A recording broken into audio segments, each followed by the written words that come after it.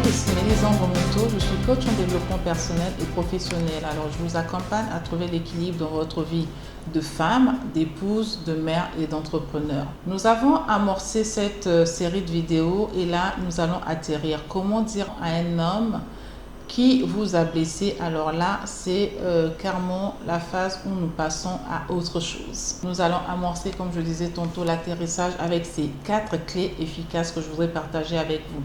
Alors, avant de rentrer dans le vif du sujet, je vous inviterai à vous abonner, d'accord, à cette chaîne, à activer la cloche de notification pour être informé lorsque je vais poster des vidéos. Partagez cette vidéo, s'il vous plaît.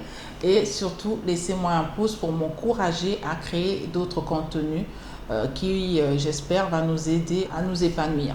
Alors, premièrement, reconnaissez votre rôle dans la situation pour approcher de façon saine un conflit ou une souffrance.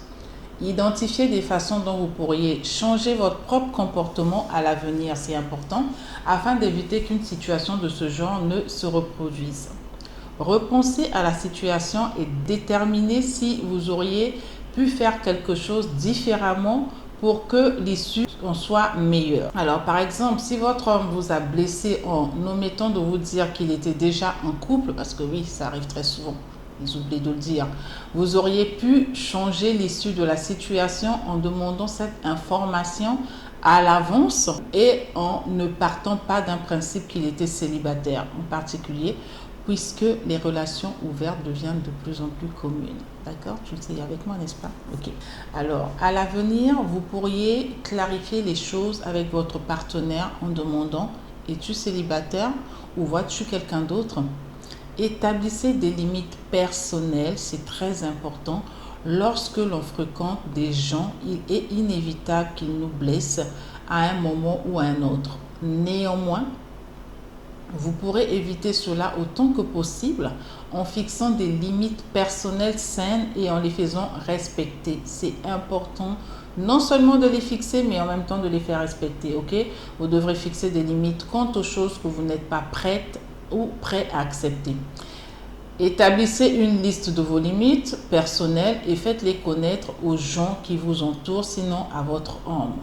Défendez votre vérité sans vous en sentir coupable. Ok?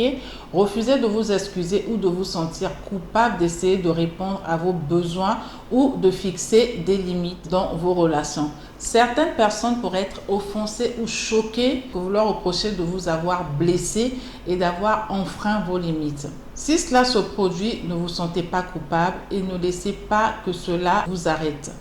Vous méritez de défendre vos intérêts et votre bien-être émotionnel. S'il refuse de vous respecter, prenez vos distances. Expliquez clairement à cet homme que s'il ne peut pas vous traiter avec respect, vous exigez qu'il sorte, mais qu'il sorte de votre vie. Ce pourrait être une étape très difficile, je le conviens, mais vous devrez en fait en passer par là pour faire respecter vos limites et obtenir le respect des autres. Oui, c'est important aussi bien pour votre homme que pour toutes les personnes voilà, de votre environnement que vous fréquentez.